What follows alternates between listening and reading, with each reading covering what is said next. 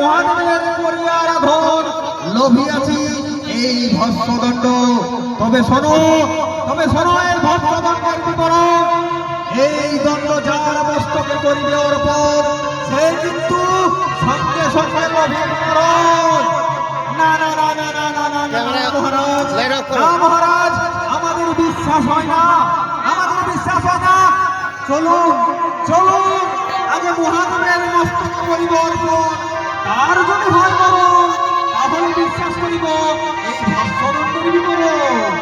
হ্যাঁ হ্যাঁ হ্যাঁ মন্ত্রী সেনাপতি, তোমরা ঠিক কথাই বলেছো, তোমরা ঠিক কথাই বলেছো। চলো